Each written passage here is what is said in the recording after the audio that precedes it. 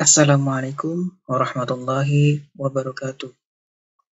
Perkenalkan, nama saya Ilham Akbar, NIM 1941906.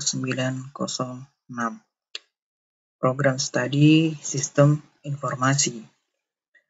Saya akan mempresentasikan judul skripsi saya dengan judul Sistem Monitoring Kualitas Pelayanan Marketing Sales terhadap kepuasan konsumen berbasis web pada PT Telkom Indonesia tahun 2022.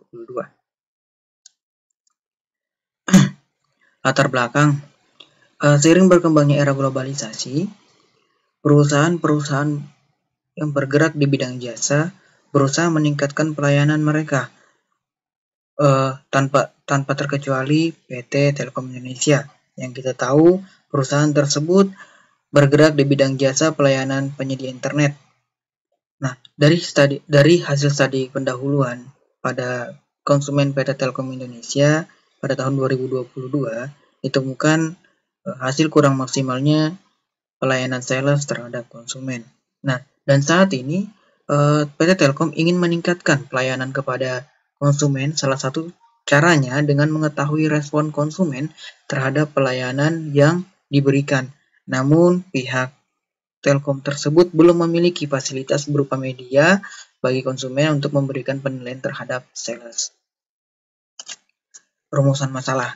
Nah, bagaimana membangun sistem monitoring kualitas pelayanan marketing sales terhadap kepuasan konsumen berbasis web pada PT Telkom Indonesia?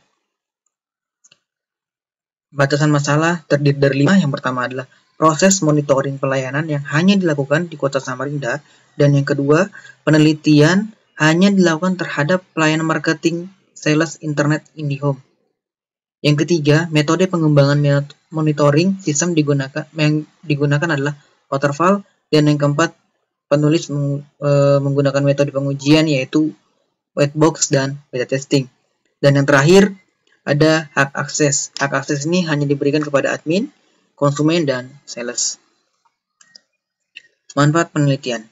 Nah, manfaat penelitian sendiri adalah agar mempermudah konsumen memberikan penilaian terhadap kinerja sales di home. Tempat dan waktu penelitian. Tempat penelitian dilaksanakan di PT Telkom Indonesia, beralamat Jalan Dahlia PT 65, Jalan Dahlia nomor 65, Kelurahan Bugis, Kecamatan Samarinda Ulu, Kota Samarinda, Provinsi Kalimantan Timur. Waktu penelitian dilaksanakan pada bulan April sampai dengan selesai disusun. Metode pengumpulan data terdiri dari 3. Yang pertama adalah wawancara, yaitu melakukan tanya jawab kepada sales maupun manajer yang berada di PT Telkom Indonesia guna mendapatkan informasi.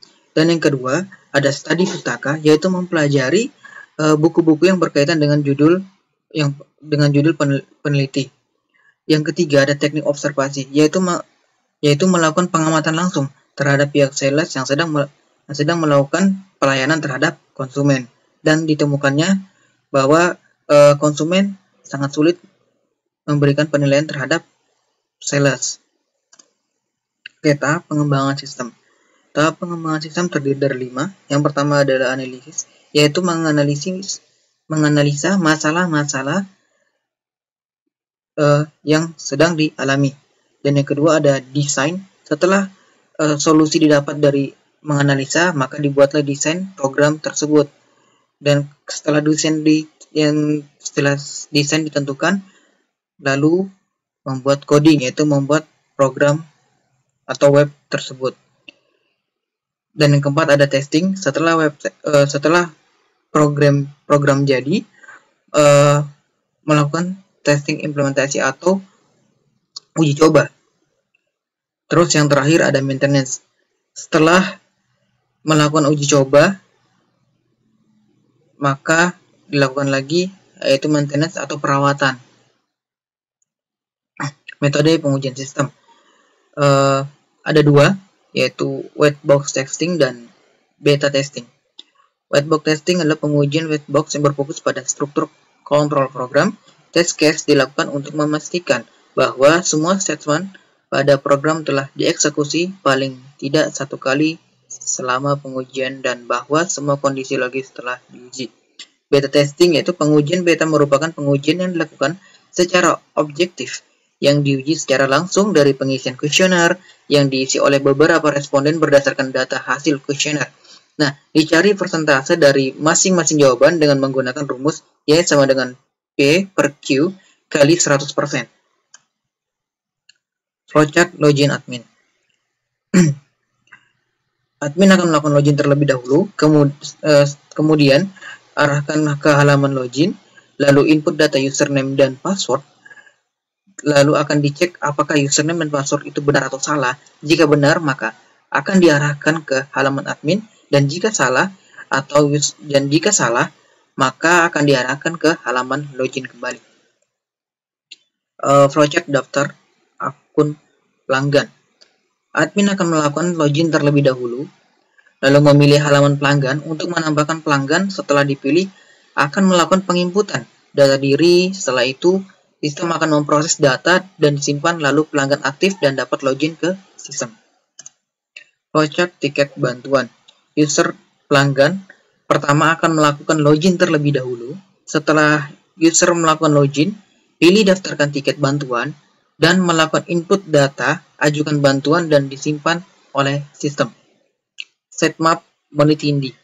Sitemap yang ada dijelaskan bagaimana struktur sistem informasi monitoring kualitas pelayanan marketing sales terhadap kepuasan konsumen berbasis web pada PT Telkom Indonesia tahun 2022. Pertama ada user. User terdiri dari 6 fitur. Yang pertama ada home, about, service, plans, kontak, dan login. Kemudian ada admin. Admin terdiri dari 4 menu, yaitu pegawai, pelanggan, tiket bantuan, dan hasil pelayanan. Demo program. Ini saja yang saya dapat saya sampaikan. Kurang lebihnya mohon maaf. Assalamualaikum warahmatullahi wabarakatuh.